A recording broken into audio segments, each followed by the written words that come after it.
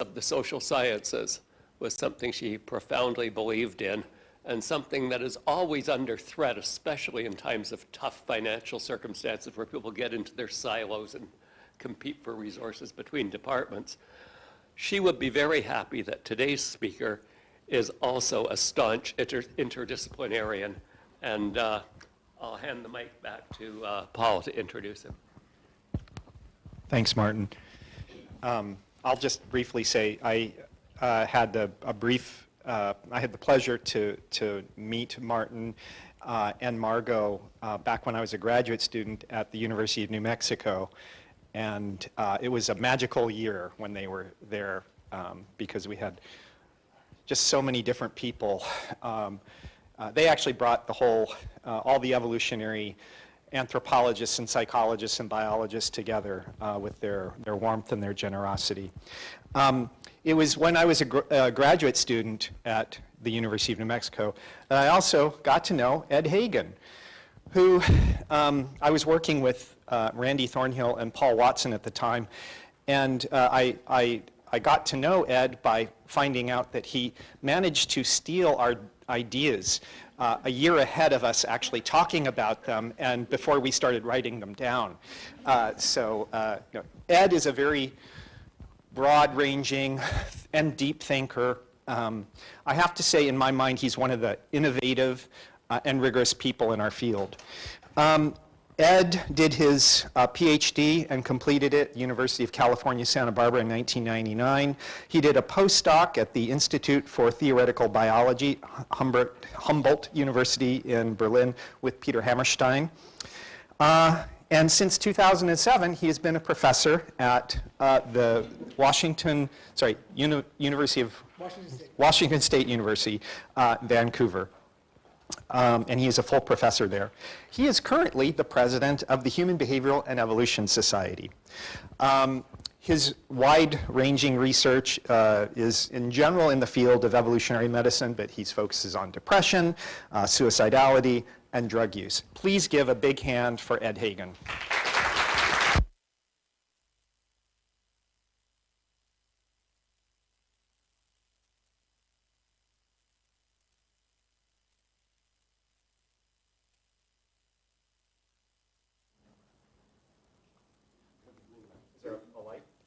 It blinked for a second. There it goes. There it goes. Okay, thank you. Yes, today I am going to be talking about the evolution of recreational drug use, substances like tobacco and marijuana and cocaine, and what is a possible evolutionary explanation for why we like these substances and why that is actually rather puzzling from an evolutionary perspective. I thought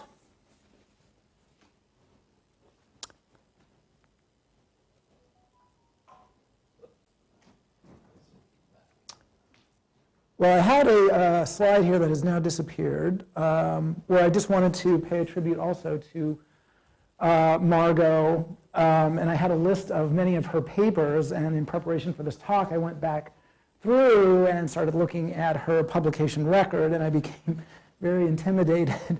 I am not worthy. She has this incredible body of work, and as I looked over it, and as you would be able to see if my slide showed up here, a lot of it was focused on criminal behaviors and what are evolutionary explanations for them, like domestic abuse and homicide, and how those might structure our society today. And those are topics that were hugely influential on me and every other evolutionary social scientist.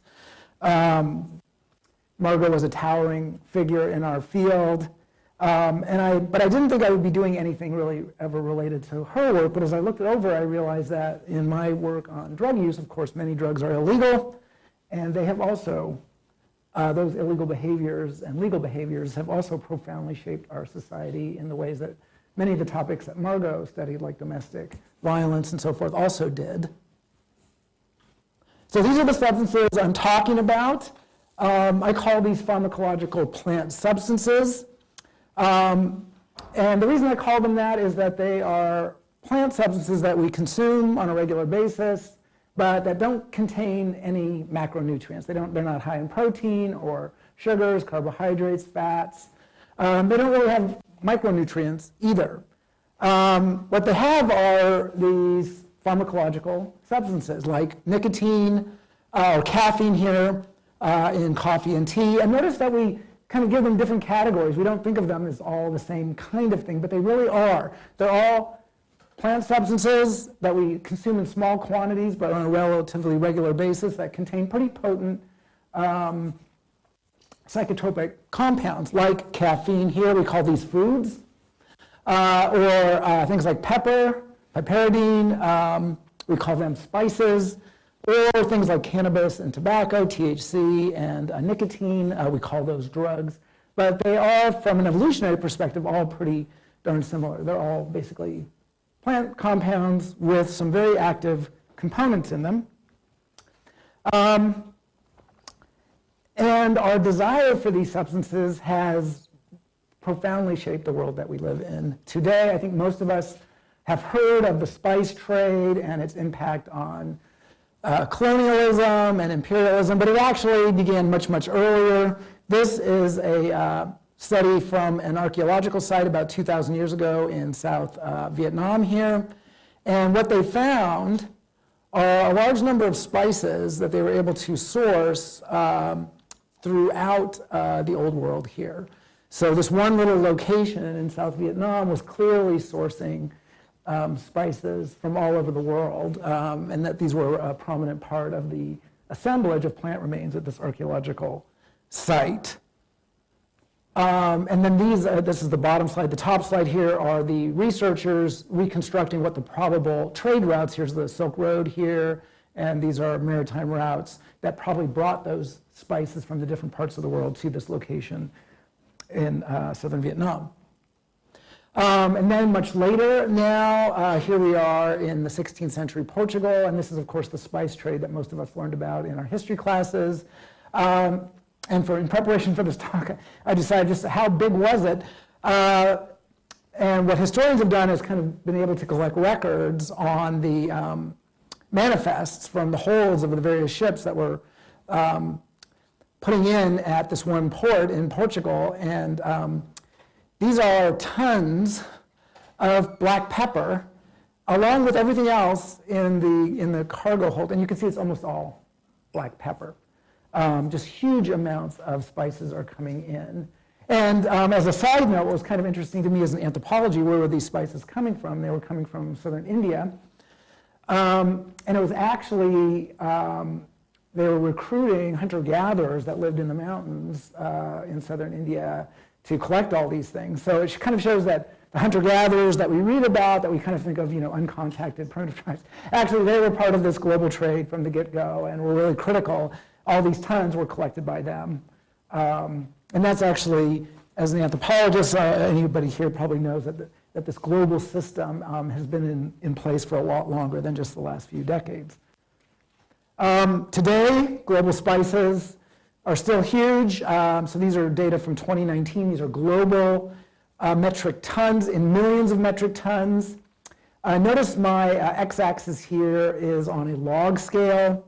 So these are a bunch of different spice foods. The top one is wheat for comparison. So we're at about 1 billion tons a year of that. But we're down to about 100 million tons of onions, 50 million tons of peppers and garlic, 10 million tons of coffee and tea and coca.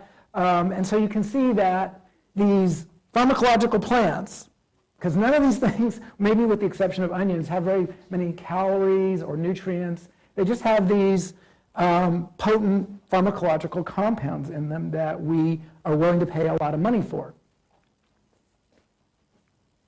And of course, there is the illegal part of this. This is just one slight snapshot. This is from the recent World Drug Report. These are cocaine export routes from South America into various parts of the world. And of course, this is the hidden economy. It's hard to quantify it, but of course it runs into the hundreds of billions of dollars every year as well. And this is, I think, maybe where some of my work might have intersected with Margot's work here. my intuitions were, and just kind of what I've read, is that a lot of the violence in South America and Latin America and Mexico is, of course, from North American consumption of drugs, especially the United States. And of course, as we all know today, our politics are really being driven by fears of migration from Mexico into the US. What's driving that? Our drug consumption is driving that in large part. So this was an interesting study that in 2010, when folks realized that prescription opioids were really at the root of the opioid crisis that was hitting many communities in the US, there were a lot of major policy changes to restrict access to them. And as a consequence, consumption shifted to heroin, which was largely produced in Mexico. And so what these guys did is kind of use that as a variable, an instrument as it's called, to see what was the effect of that policy change in the US that shifted drug consumption from prescription opioids to heroin grown in Mexico. What was that impact on migration?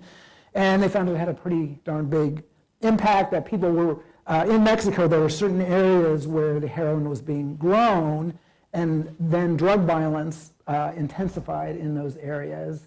And so a lot of Mexicans migrated out of those areas, either to other areas in Mexico, about 95,000 people there, or into the US, about 22,000, just from that one policy change around 2010. So our drug consumption is driving migration, is driving violence in Latin America, which is driving migration out of Latin America, often into the US, which is now really turning our politics upside down, as all of you are well aware, I'm sure. Now, what about the mortality from drugs? So this big, large rectangle represents global mortality from all causes, at all ages, cancers, heart disease, heart attacks, accidents, everything.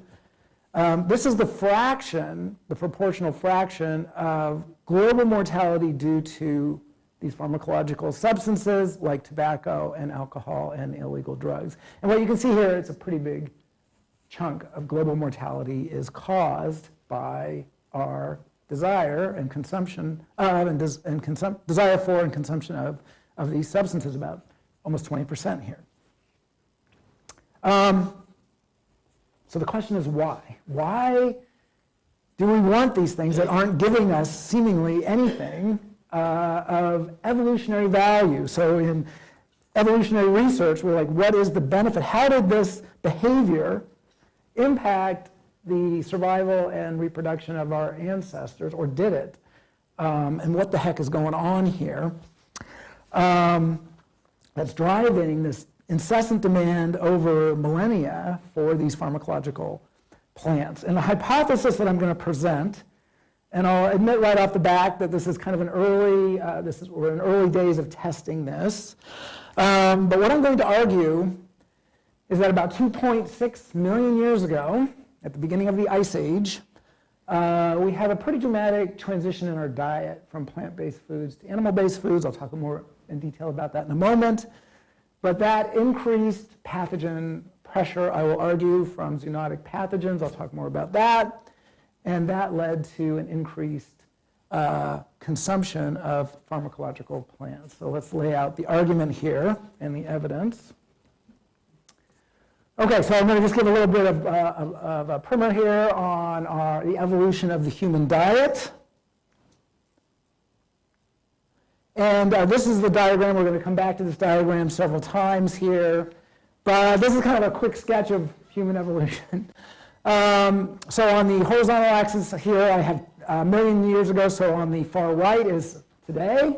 On the far left is about 8 million years ago. And I'm going to walk through three phases, one known as the late Miocene. And this is the time period when we had a last common ancestor with our closest relatives, the chimpanzees. Then I'm going to move into the Pliocene. This is when members of our lineage, the hominins, appear. And then I'm going to move into the Pleistocene when our genus, Homo, appears. And let me just start here with the Miocene. So chimpanzees and humans, our last common ancestor, lived sometime in this time period. The planet at that time was very warm and wet. So that's this top chart. This is global mean average temperature. The dotted line here is today's average temperature, so anything above that is warmer than today. Anything below that is colder on average. These are global average temperatures.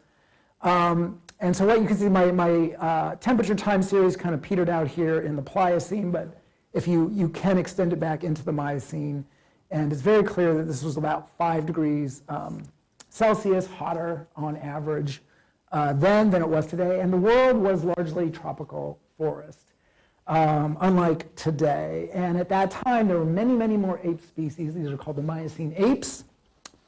And what were they eating? They're eating pretty much what we think what apes are eating today, which are fruits and leaves. These are chimpanzees here.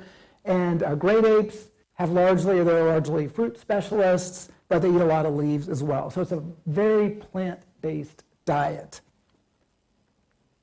Okay, moving into the Pliocene. I think that's what I do. Let me check. Yes, it is. So that's a period from about 5 million years ago to 2.6 million years ago. And the planet, now my time series begins, you can see it's starting to cool and get cooler and drier. And what happens is that these tropical forests begin to shrink and grasslands begin to expand.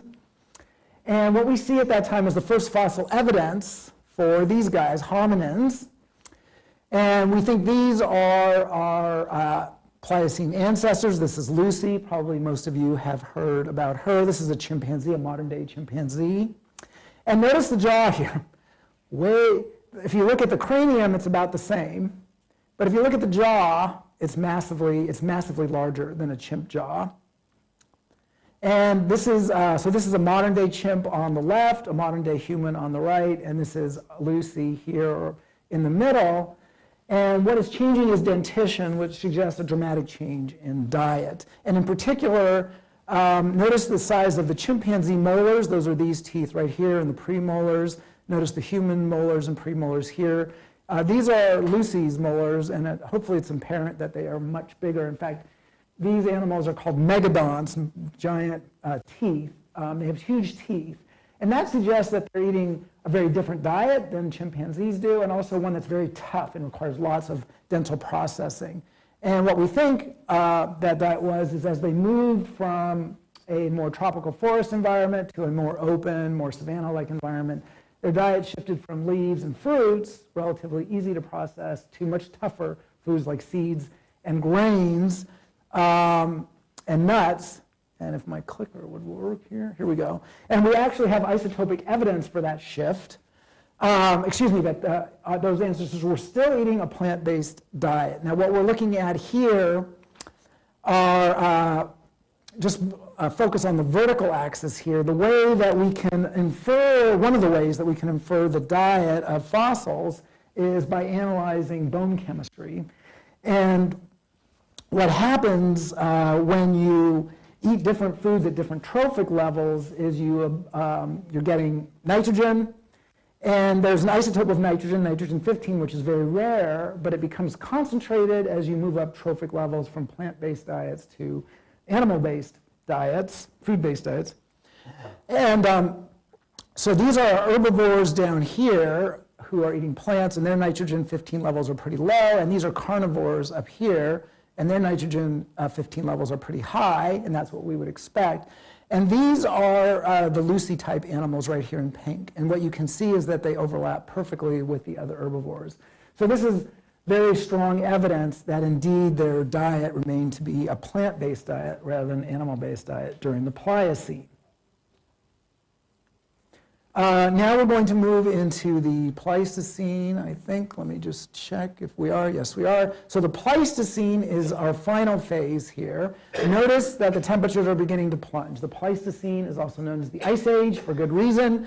Global temperatures are now well below modern-day average here. There's tons of variability. There's been a dramatic change from this tropical forest to much more grasslands. And with those grasslands came an increase in these species right here, medium-sized herbivores. And that's what these dots represent here, is the increase in relative biomass of these kind of medium-sized herbivores. And as you can see, as grasslands are expanding, and temperatures are falling, the biomass of these guys is increasing. That's a new food source. And we have very clear evidence from stone tools that we are beginning to make a transition to a more carnivorous diet. And the evidence for that are cut marks on bones. We have many fossil sites where we have large numbers of animals that have been processed with stone tools, and we also have the stone tools, and we also have the first fossil evidence of our genus Homo. This is not Homo sapiens, but it's early Homo.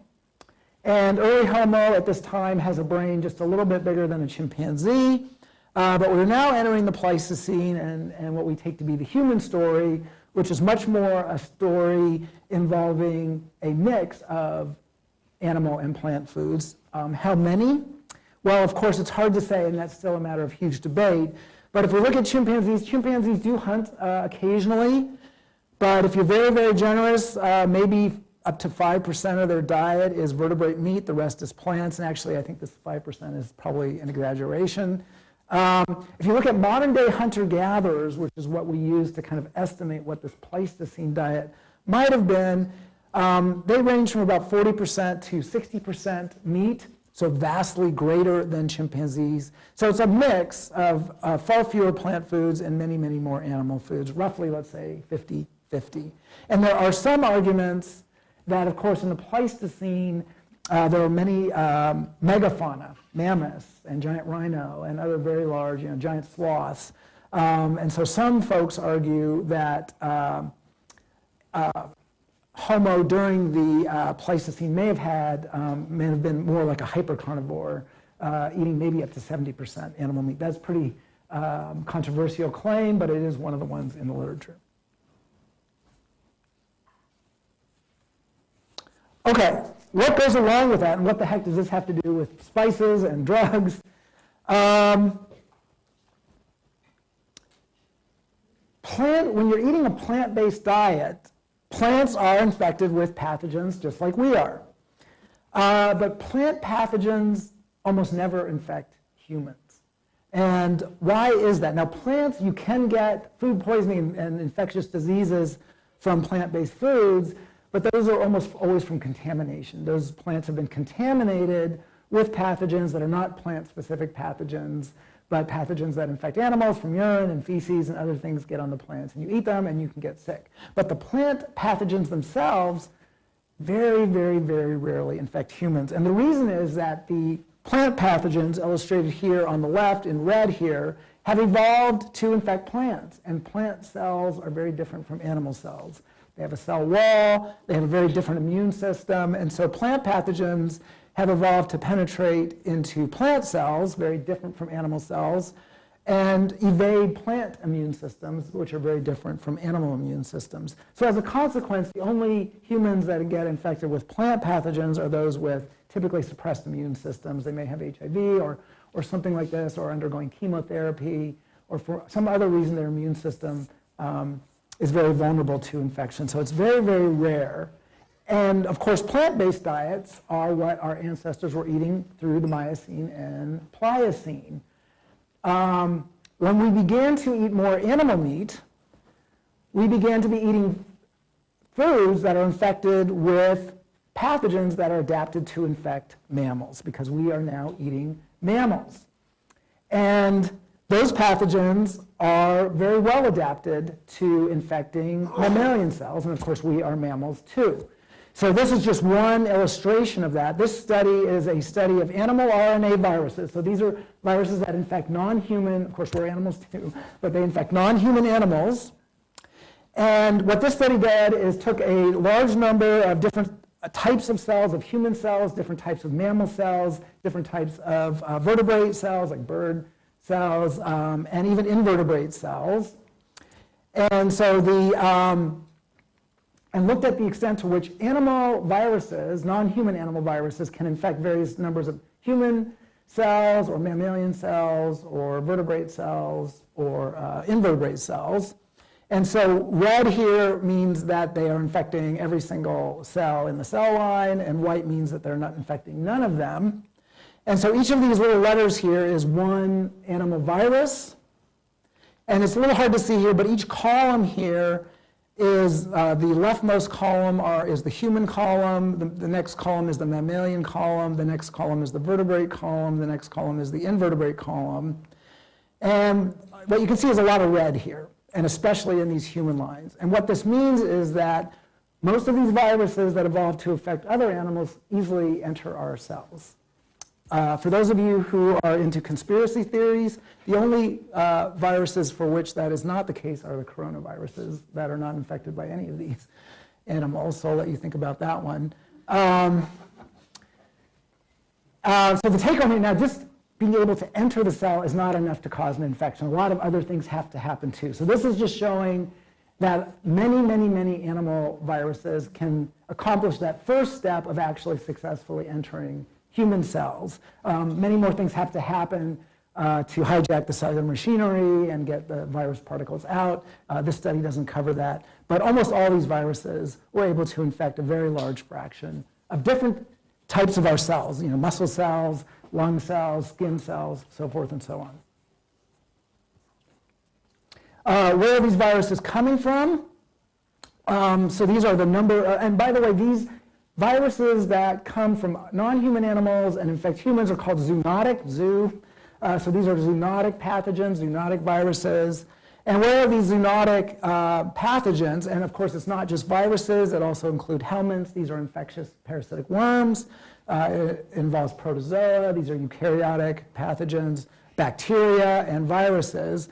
And so this study looked where are these viruses, all these different types of zoonotic pathogens coming from. And so these are the different groups of non-human animals, carnivores, rodents, ungulates, insectivores, bats, and primates. And what I found kind of interesting with this thing is you can see they're coming from all over the place. But a lot of them are coming from carnivores. And I found that interesting because we evolved in a more carnivorous niche. And it's kind of interesting that animals that were in the same ecological niche as us, like wolves and lions and hyenas and coyotes and things like that, a lot of their pathogens that infect them also infect us.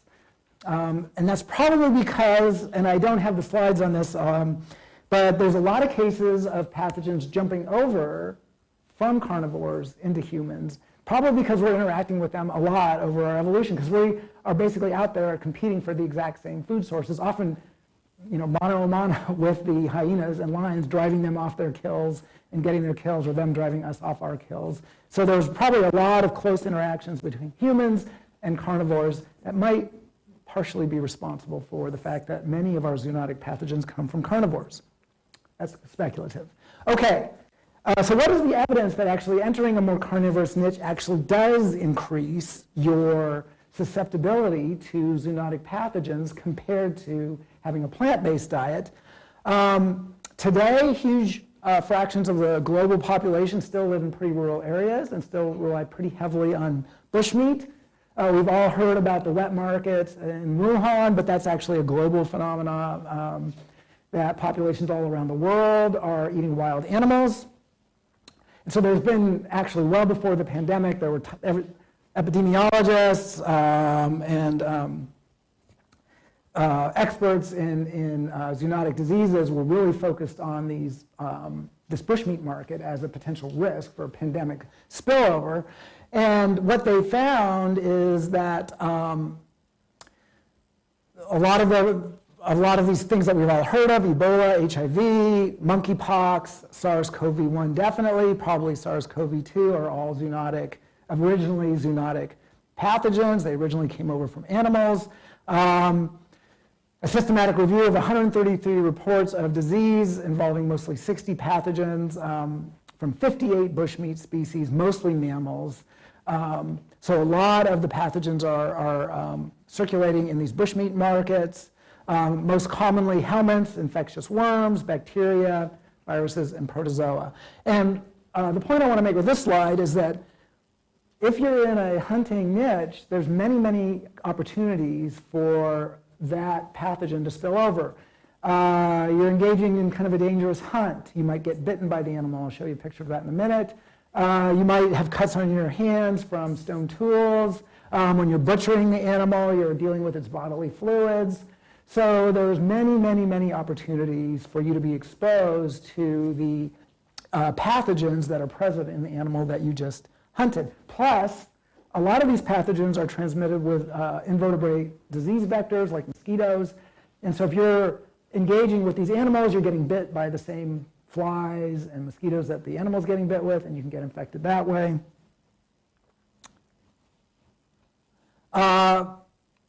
And studies of hunters and farmers in the same environments have found that the hunters have higher levels of antibodies and rates of infection with these zoonotic pathogens. Oops. So Congo Basin foragers, these are the folks I work with, they are at higher risk of zoonotic spillover than their neighboring farmers living in the exact same environment. Examples are simian foamy virus, human T lymphotropic virus type 1, monkeypox, Ebola. These guys have some of the highest rates of antibodies to Ebola measured in any population. And you can see this Aka guy here has his nose bit off. So when you're hunting these animals, of course, they don't want to be killed, and they fight, and you often get pretty badly injured, and that has been shown to be a really big risk factor for a zoonotic spillover. Now, I just want to make a little side note here on what are these zoonotic viruses like. They're not like our typical, they differ in some important ways from the kinds of pathogens that most of us are familiar with, putting aside the SARS. In that they're not really well adapted to humans. They're adapted to their host animal, be that some ungulate or carnivore or primate or whatever it is. And that means they often, if they infect you, you cannot pass them on to another person. They don't really often exhibit very good human-to-human transition. And so this chart is giving kind of step one in this argument here. So this study looked at a lot of RNA viruses. Tissue tropism refers to what tissues do they infect, and then what is their ability to transmit to another human. And so the purple lines here are no ability to transmit to another human, and the orange bars here are ability for sustained transmission from person to person to person. And what you can see is that there's a large number that really have no transmission. These are often found in the blood, but they're often found in your nervous system. And the reason that's important is that is something that's very bad for fitness, to have your nervous system infected with a pathogen. Now, the ones that are good at onward transmission are those that infect, for example, your gastrointestinal tract, because you can poop or pee or vomit or whatever and pass it on, or respiratory tract, think about SARS here. But a lot of these really don't transmit very well from person to person to person. And what's interesting about that is that they tend to be often really severely, very virulent. They really cause a lot of damage. Infecting your nervous system is really not a great way for a virus to transmit itself, because how does it get from your nervous system into somebody else's nervous system? But it's very bad for you.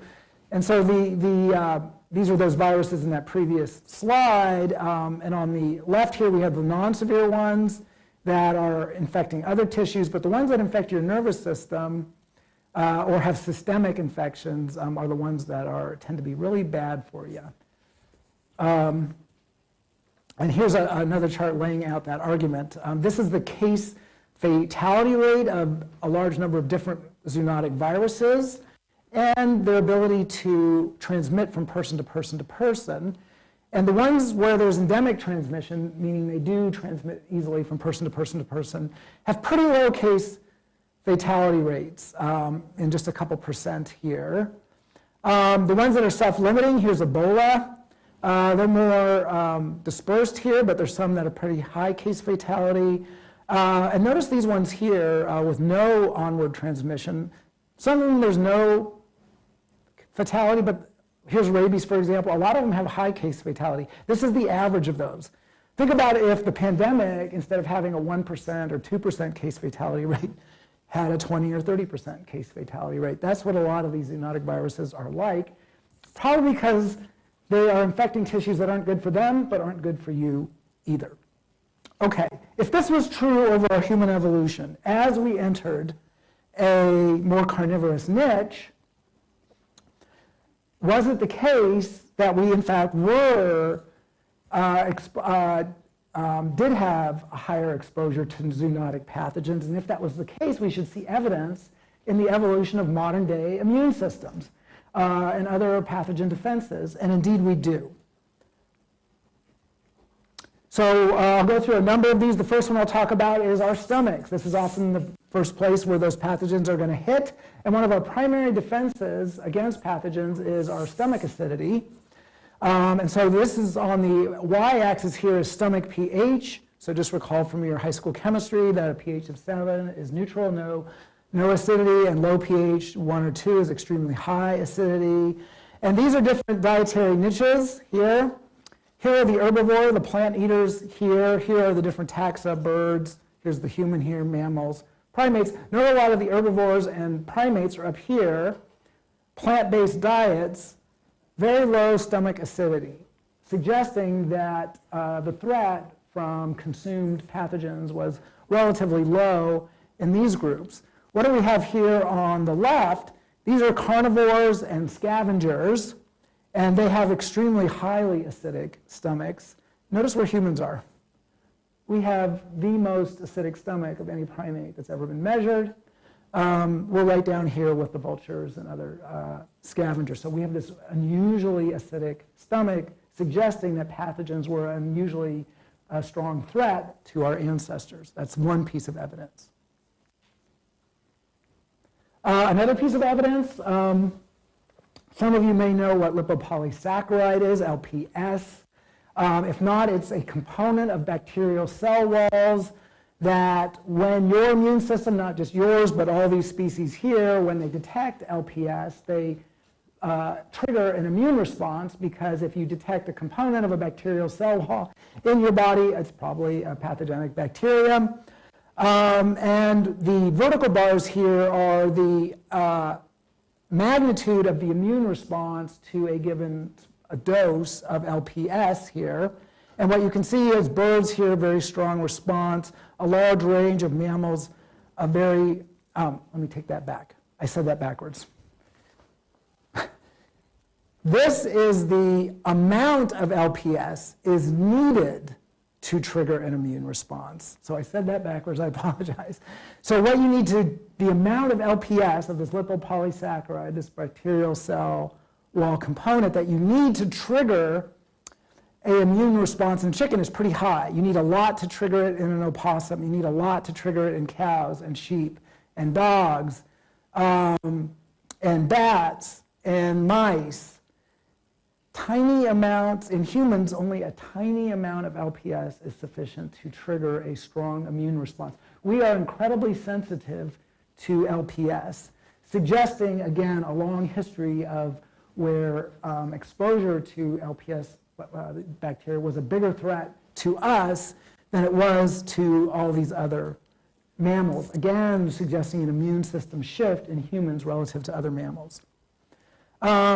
These are genes. This particular gene that is highly conserved in other species, we have a loss of function of this gene. What the heck does this gene do? All of our cells are coated with glycoproteins.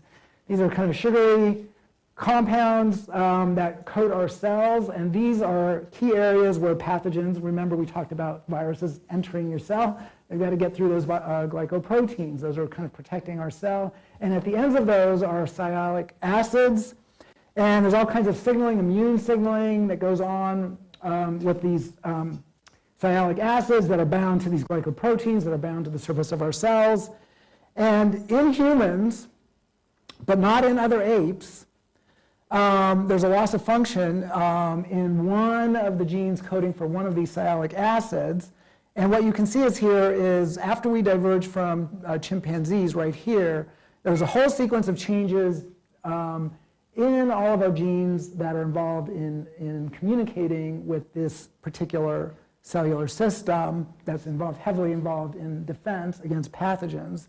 Again, suggesting something happened in human evolution after we diverged from chimpanzees that led to very strong changes in the composition of this outer coating of our cells and the immune response that are triggered. And what many folks are speculating is that it was this transition to a meat-eating diet that triggered this whole whole chain of changes in our immune system in this system here.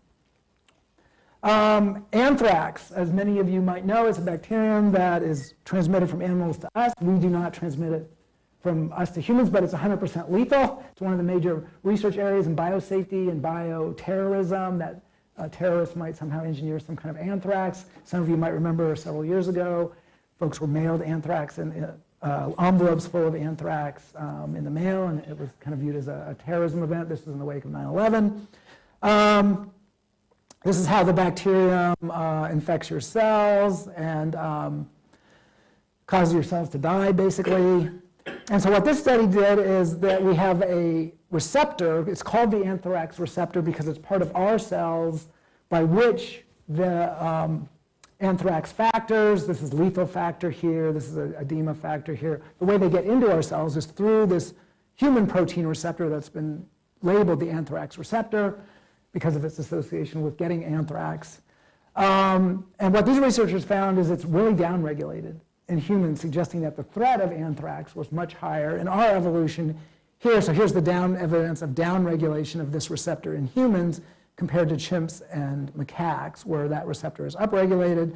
And all these other charts basically show that, yes, indeed, downregulating or upregulating expression of this receptor protein, in fact, does modulate the cell's susceptibility to getting infected with anthrax. So making a strong case that this was downregulated over human evolution precisely because anthrax, or something very similar to it, was, and which comes from animals, it's a zoonotic disease, was a threat to humans. And there's actually two phases of evolution here. One, prior to the dispersion of humans from Africa, so sometime before 100,000 years ago, and then a second one in Neolithic Europe, when we began herding lots of animals. So there was like two phases of the downregulation of this receptor. And my final slide on this particular part of the talk is, this is the inflammation that is triggered by various kinds of foods, from foods that trigger a lot of inflammation to foods that actually don't or actually suppress it. So the 0 here is kind of the average. And I've coded them by whether they are plant-based. These compounds like saturated fats, trans fats, total energy, cholesterol, niacin, folic acid, vitamin A, carotene, turmeric down here. Are these basically come from plants, or do they come from animals? And what you can see is that the foods that trigger inflammatory responses largely come from animals, and the ones that either do not or actually suppress inflammation come from plants, with the exception of vitamin D right here. And so one of the theories about this is that your body detects that you're eating animal foods. If you're eating saturated fats, these largely come from animals, and so it proactively upregulates inflammatory responses to protect you from the zoonotic pathogens that you're likely about to come into contact with. Whereas plant-based foods, as we'll talk about in a moment, contain lots of anti-infective compounds that might actually protect you from that, and so you don't need to ramp up a very expensive immune response when you're eating plant-based foods. Okay, now we're actually getting to so with that background, what the heck does this have to do with consumption of spices or recreational drugs, or foods like coffee and tea? Okay, these compounds evolved in plants to defend plants. These are plant defensive chemicals. And so why do plants produce nicotine? Why do they produce caffeine? Why do they produce THC? Why do they produce cocaine? Why do they produce opioids in the first place? Why do they produce the compounds in spices? The reason plants produce those things is that they are infected with pathogens and eaten by herbivores. They are attacked in the same way that we're attacked. And plants cannot run. So plants have evolved a very large number, thousands of different chemicals that evolve precisely because they harm their herbivores. Often they are insect herbivores, sometimes they're vertebrate herbivores, sometimes they are herbivores in the sense of bacteria or fungi that are actually eating the plants. And so plants are basically producing a whole pharmacopoeia of compounds that attack all of the kinds of things that also eat us in general. And so what we see in a large number of animal species is that when animals are sick, they seem to seek out a lot of the same kinds of toxic pharmacological plants that we do. And the idea is that they're doing it because these things are medicines. They're pharmacological. And we have evidence that we humans were doing this for a long time. So this is a Neanderthal tooth. So the Neanderthal diverged from us humans somewhere between 600,000 and 1 million years ago. And what anthropologists and archaeologists have been able to do is this is basically this is the tartar on the dental, on the teeth. It's called the dental calculus. And so it basically accumulates whatever that animal, in this case a Neanderthal, is eating. And so they scraped off a lot of this calculus and they analyzed what was in there. And interestingly, they found not only evidence of an infection, this person had a dental infection, so they found this bacterium here, but they found penicillin in there, and they found aspirin in there, or basically plants from which those are sourced, suggesting that these Neanderthals may have been self-medicating with these pharmacological plants against their infections, in this case, a tooth infection. Okay, these are the health benefits or costs of spices. So spices don't contain any nutrients, but they contain tons of these plant secondary compounds, these plant defensive chemicals that the spice plants evolved to protect the plant from being eaten by its pathogens and its herbivores. And there's been many, many studies of the health consequences of these compounds. So on the left here, we have a number of different disease categories. And these are just the number of studies. This was a big meta-analysis of what do we know about the effect of using these spices on human diseases. So these are human diseases here. The purple bars are the spices having a positive effect in some study on these diseases. The red bars are evidence of spices having a negative effect. And you can see there's some red and some purple here, but mostly purple. And over on the right, you have a large number of spices. So this is kind of flipping it around here. So things like garlic and ginger and fennel and clove, mugwort. And these, again, do they have a positive impact on some disease state in some study or a negative impact? And what you can see, it's mostly purple here, mostly positive. So this is pretty good evidence that these spices, in fact, do have medicinal properties, and many times, not always, those medicinal properties seem to actually help with a large number of different disease states in humans. Now, what about the recreational drugs like nicotine, caffeine, THC, betel nut? Many of you might not have heard of betel nut. This is very widely chewed in Asia and the South Pacific. It's kind of a mild stimulatory drug, much like chewing tobacco. Actually, it's often mixed with tobacco or cocaine. There's evidence that every single one of these kills these guys. What are these guys? These are macroparasites like mites and fleas and ticks and intestinal worms. And the reason that these compounds are so good at that is that they are neurotoxins. So one way that plants have evolved to attack herbivores is to evolve neurotoxins. And it turns out that insect nervous systems and herbivore nervous systems and human nervous systems are all, and nervous systems of these guys. So these are all macroparasites. They all have nervous systems. And the compounds that plants have evolved that are neurotoxic to attack nervous systems actually kill these guys. And these guys are still, even today, a huge threat to global health.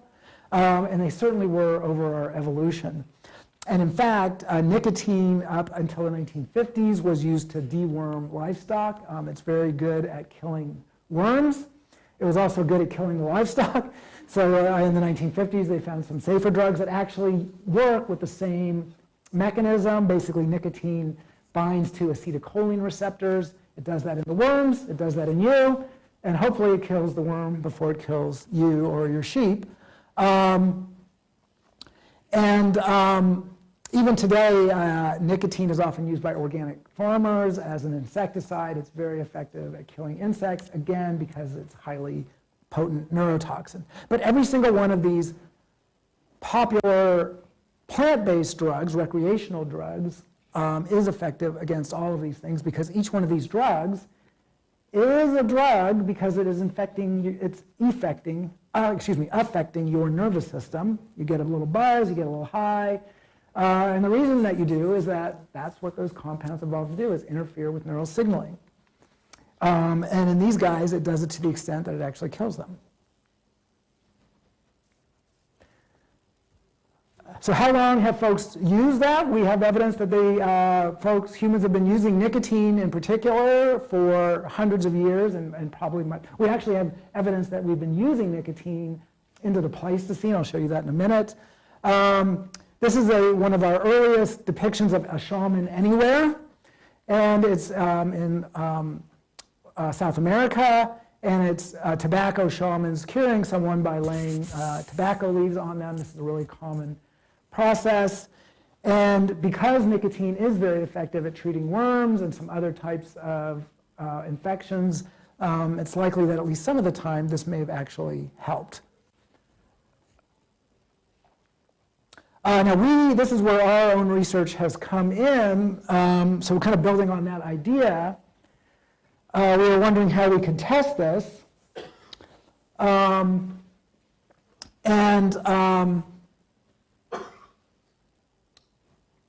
am I doing on time here?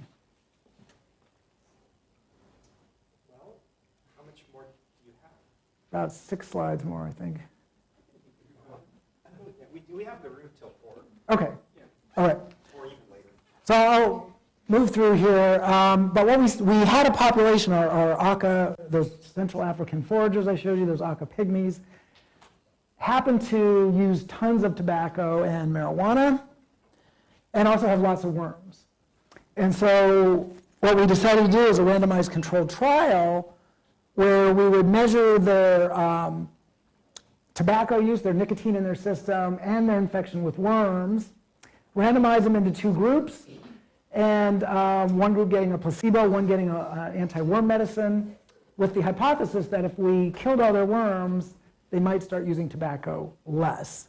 And that is exactly what we found. So here's our prediction that in the control group, there's going to be no change in tobacco use, but in the treatment group, as their worm infections increased, their relative decrease in tobacco use would be greater and greater.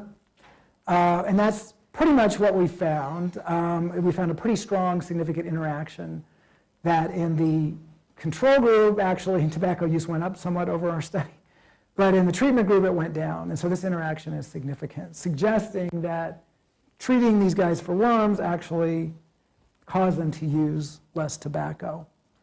Okay, the final part of the slide here is these things are toxic. And that has lots of implications for who should not be using these drugs. And in particular, they are neurotoxins, and so the worst substance to take if your brain is developing, i.e. if you're a child, is something that is neurotoxic because it will interfere with brain development and nervous system development. So our theoretical prediction is that humans should be very averse to these drugs in childhood. Then when your brain is mostly fully developed in adolescence, so your brain is almost 100% adult size by the time you get to actually about age 10, we should see a sharp uptick in drug use that continues in males, but levels off in females because females over our evolution will be starting to get pregnant, and these things are teratogens and abortifacients, so they should really regulate down until they get to menopause when female use should go up again. So that's our theoretical prediction. And we have been testing this with data from other folks and our own data from the ACA foragers here.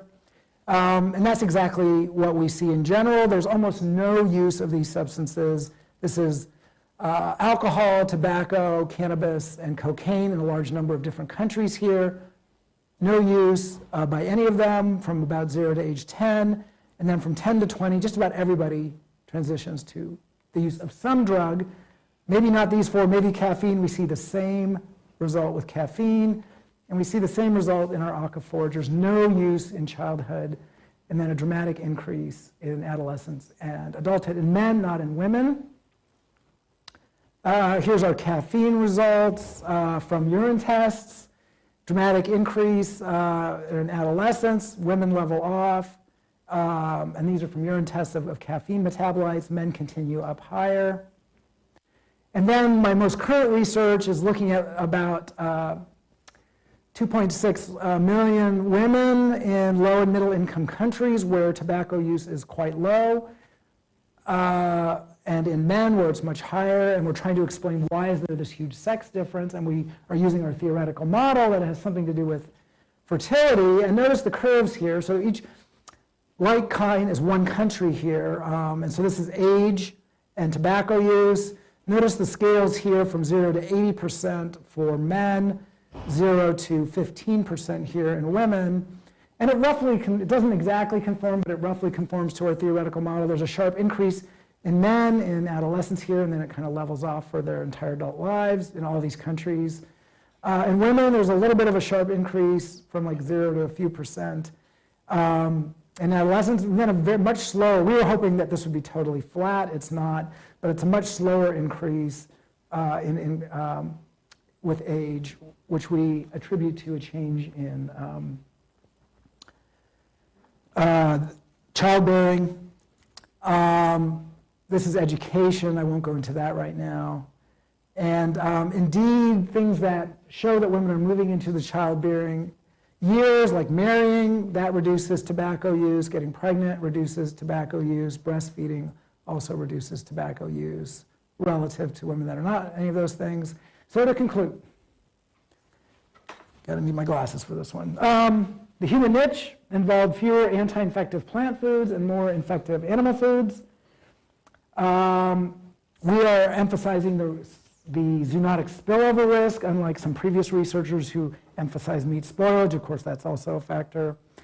Zoonotic pathogens often have poor transmissibility, but very high virulence. And a single lifetime infection with a highly virulent pathogen like rabies is enough to have a huge impact on your fitness, even if it only happens once, because rabies kills you 100% of the time. There's lots of evidence that the human immune system diverged from those of other apes and other mammals. There's evidence that tobacco and other pharmacological plants were used in the Pleistocene. Spices and common recreational plant drugs appear to provide medical benefits. And overall, this drug toxicity does shape global patterns of use by age, sex, and reproductive status. Thank you very much.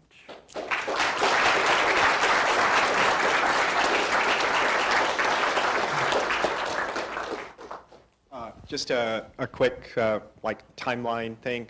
I think we have the room till 4. I think I'm fine to continue questions until that point. But for people who need to leave, it's quite okay to leave. It's okay. The other thing is we are having a reception for Ed afterwards. Let's start it around 4. And it'll be in room 205 on the second floor. Okay? So questions for Ed? Martin.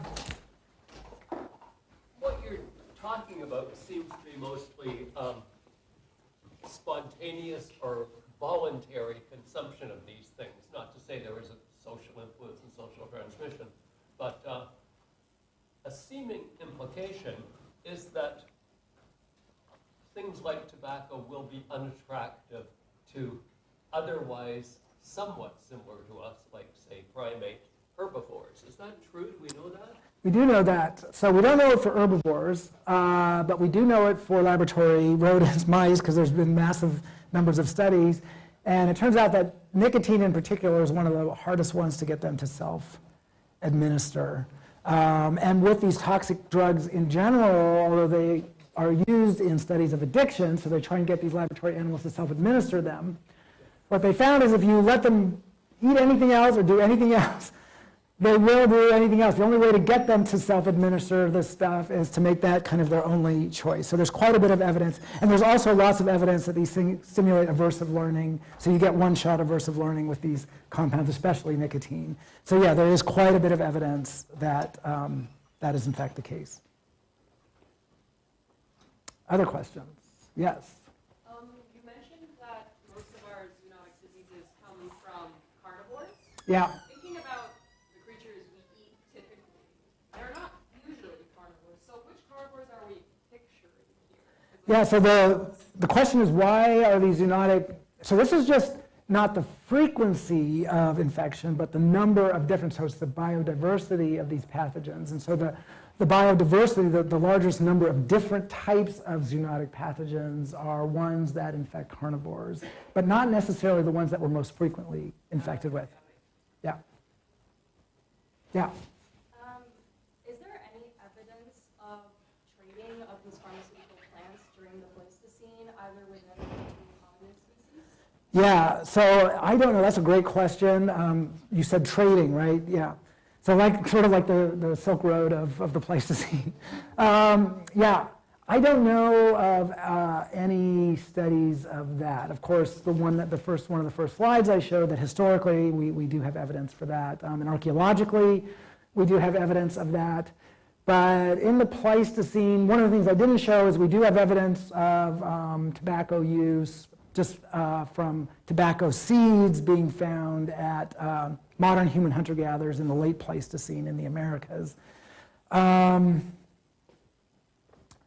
don't know that we have trade. The way that they do trade studies in the Pleistocene is with sourcing. And so they take the mineral composition of stone tools and say, okay, this obsidian we can tell was sourced, 100 kilometers this way or, 200 kilometers that way. So we have a lot of sourcing for stone tools that show there is trade networks for stone tools. Now with the plants, we don't have Pleistocene trade networks, but we do have very strong evidence of trade networks in Aboriginal Australia. So they had a tobacco product called paturi, which was a very strong mix of a couple different nicotine-producing plants. And we have very good evidence that this was widely traded across the continent in pre-contact times. So we know at least with, and the Australian Aborigines are important because they were hunter-gatherers living in a world of hunter-gatherers. The entire continent never transitioned to agriculture. And so we do have evidence of very important, extensive, and to the extent of tons of paturi being traded every year across Australia. But that's the only evidence I know that might begin to get at that. But that's a great question, yeah.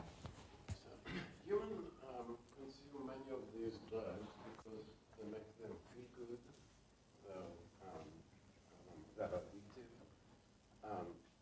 So you're kind of implying that humans have to switch to eating meat in order to discover plants. Obviously, if they're plant eaters, they would know very well all the plants around and they would know which plants make them feel good. Yeah, so I think, in fact, they do. So there's the first studies of self-medication in animals were with chimpanzees.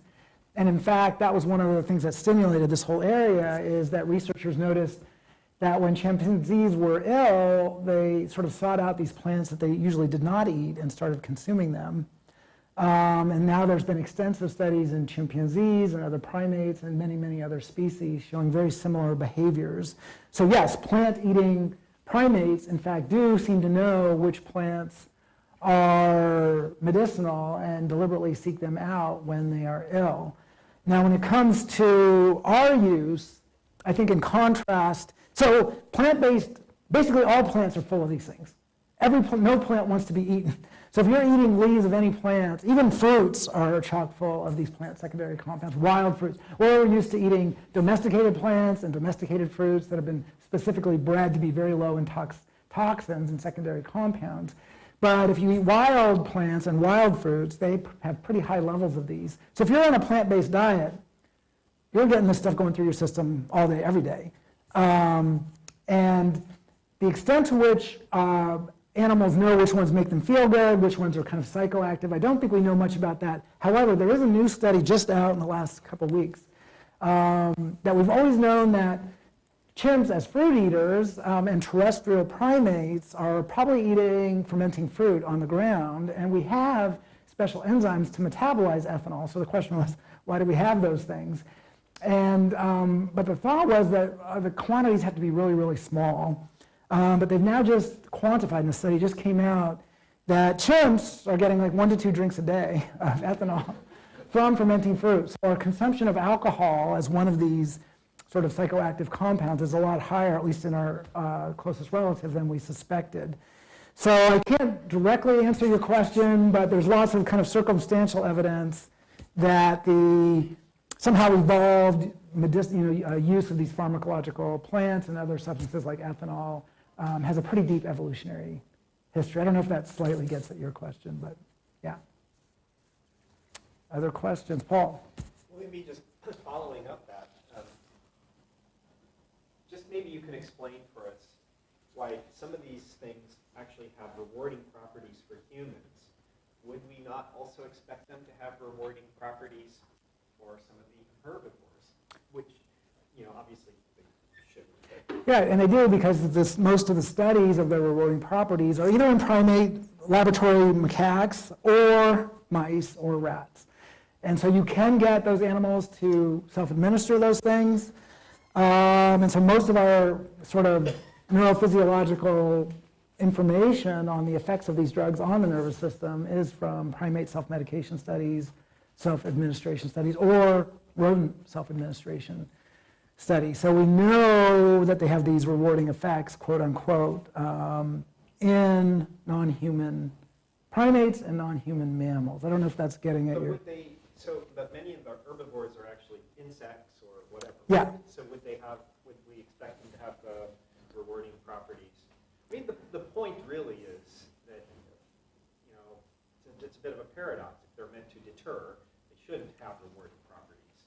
Right, and so we have a paper called The Paradox of Drug Reward, but we were not the first ones to come up with that term, because researchers had recognized it's a paradox. These are toxic substances, and in fact, there's quite a bit of evidence that they also stimulate aversive responses. And so disentangling the aversive, and as I mentioned earlier, it's actually hard to get them to self-administer these things. And so researchers are still kind of grappling with that they have both aversive effects and rewarding effects, reinforcing effects. And so there's a lot of work to try and disentangle the neurobiology. And in fact, some of the dopaminergic circuitry is actually aversive circuitry. And some of it is reward-based learning circuitry.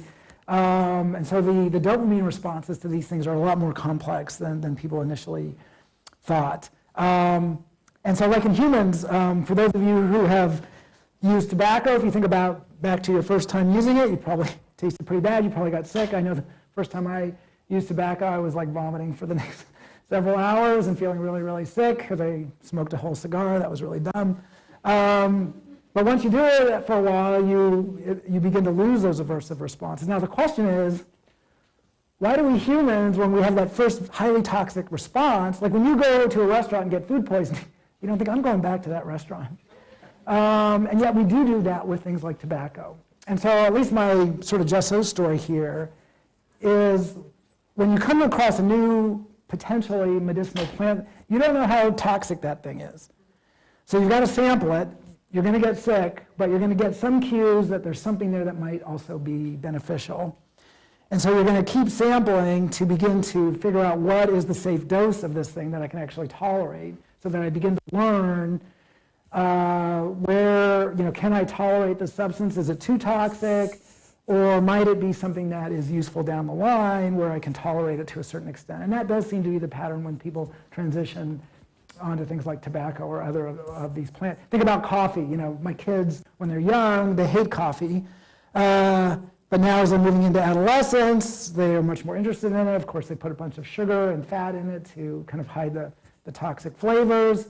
But that's exactly the pattern we see with all these drugs, that people start off with small amounts and then increase their quantities, probably because you've got to learn, unlike food, where you're not going to kill yourself if you eat, too much, if you overeat, if I'm overeating here with all these hosted breakfasts and lunches here, but I'm not going to kill myself.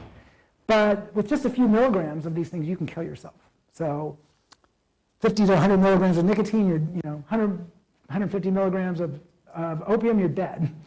This going back and trying it again doesn't happen in the absence of a social information either. I mean, maybe it would, but it's not in the human case happening in the absence of other people being fond of this thing and saying, you'll get over the aversion. Right, and they're doing it, right? They're obviously doing it, enjoying it.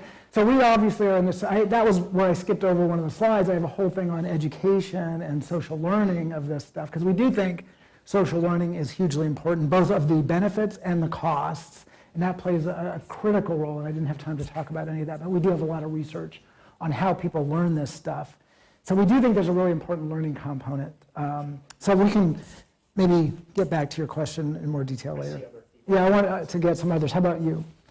I don't know much about plant biology, but is it possible that they have these rewarding properties because they need other species, other animals to help see this further or Well, yeah, so could it be that they're rewarding because plants, so we know fruits evolved for exactly that reason. So plants put a lot of sugar into these special organs called fruits deliberately to disperse seeds. So could they do that pharmacologically as well? I think that's a reasonable hypothesis. However, when we look at where the tissues, the plant tissues that these substances accumulate in, is typically the parts of the plant that are not meant to be dispersed, like the leaves and the roots. These are critical to the plant getting its energy and storing its energy and getting nutrients. And those are the parts that it's defending with these toxic substances. So when you smoke tobacco, those are from tobacco leaves, those are the ones that are full of nicotine. So when you look at where these compounds are distributed in the plant, it makes more sense that they are distributed there to defend those plant parts rather than to encourage animals to disperse the seeds. Now, one possible exception is that THC is often in the flowering part of the plant, and also opioids are in the seed pods. So are those defensive? And I will say as a caveat here, that there's a lot less research on the ecological role of these compounds. So most botanists would say, yeah, they're defensive chemicals. How much evidence do we have that they actually are? We have very good evidence for nicotine. And the reason is that tobacco plants are kind of the lab rat of botany, or one of the lab rats. And it's also a legal drug, and it's also a very commercially valuable drug. The illegal drugs are very hard to study, so there's almost no information on them. But with tobacco, they've actually done studies where they've knocked out the nicotine biosynthesis pathways genetically, and then put those genetically modified tobacco plants out in the field along with ungenetically modified ones, and looked at leaf loss. And the ones that can no longer produce nicotine are suffering huge amounts of leaf loss compared to the ones, that can still produce nicotine. So so when it comes to tobacco, we have very solid evidence that nicotine is in fact a defensive chemical. But when it comes to these there's one study for cocaine, similar one where we have some evidence. But a lot of times we really don't know, like caffeine, we really don't know why is the coffee plant producing caffeine. We presume it's for plant defense, but we don't actually have solid evidence of that. So it is toxic to snails, but was that the reason it evolved? Maybe it was, maybe it wasn't. There's a lot of different ideas about why caffeine evolved, and one of them is that one. It is toxic to snails, and so organic farmers also use caffeine as an insecticide or a snail-icide. So let me go get some other questions here. Yeah. Fantastic talk, really interesting. I remember relearning aversiveness when I got pregnant. Yes. So I didn't like coffee when I was little. I learned to like it. When I got pregnant, I couldn't tolerate it. I didn't want to be around meat. I didn't want to be around alcohol. There were lots of things that made me feel really sick. What is going on? What is happening during pregnancy that is protective? And Yeah. are we creating that adversiveness? Yeah, so there's very good evidence, overwhelming evidence actually, that your body upregulates. So we have lots of enzymes called cytochrome P450 enzymes that metabolize these drugs. So why can we safely consume nicotine and cocaine relatively safely? Because we have a whole toxin defense system that metabolizes these things and gets rid of them. And those enzymes are very strongly upregulated during pregnancy. And there's a whole very influential literature in evolutionary medicine about pregnancy sickness and exposure to toxins and pathogens. But the fact that our toxin metabolizing enzymes are highly upregulated during pregnancy is very strong evidence that those compounds, those plant compounds in our diet, are teratogenic, so they induce birth defects and may induce miscarriages. And so there's quite a bit of evidence, and so your aversiveness is very likely part of that system to protect your developing fetus from these very dangerous compounds. That's very likely what's going on there. And possibly also from pathogens, like the aversiveness to meat is very cross-culturally common. There's some really good studies on that. And so it might be there's meat-borne pathogens, so bacteria produce lots of toxins when they infect meat, plus meat has lots of pathogens in it that could also disrupt pregnancy outcomes. So that's probably what's going on there. Other questions? Yeah. You talked about self-regulation of these drugs. I understand with humans, like, it's a cultural aspect in a lot of cases, but things like rats or other species, is it a cultural, like, how do they know which things are helpful? Do they just taste things, or are they taught usually? Yeah, that's a great question. How do we know which things are helpful? And so I only have speculation on that. One of the speculations is we seem to like these psychoactive compounds. That means that these things are interfering with neural signaling. If they're interfering with our neural signaling, they are going to interfere with the neural signaling of the pathogens that are trying to eat us. So one of my things is that the cue of psychoactivity is itself something that we're very interested in, because that's going to tell us this might, not consciously of course, but this might kill my worms or my ticks or my fleas or my mites or whatever. So the psychoactivity might be one of the cues by which we learn. We also have a whole array of bitter taste receptors that are very good at identifying different kinds of bitter substances. And those are not only expressed in our tongue, but they're expressed in tissues throughout our body, including our gut, in our lung, our airways, in our brains even. And so we have these chemical detectors.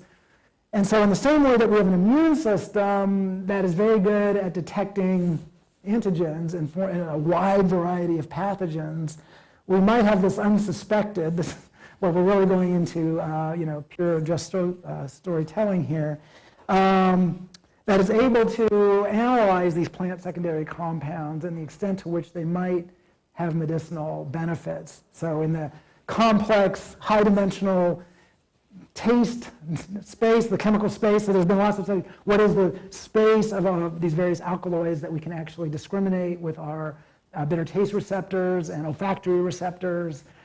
And so that might be feeding somehow into our psychology of, you know what, this compound might be beneficial to us in some complex way that we still don't have any inkling of. That's pure speculation on my part. I think actually you've had a really good Q&A session here. I'd say let's give Ed a big hand here.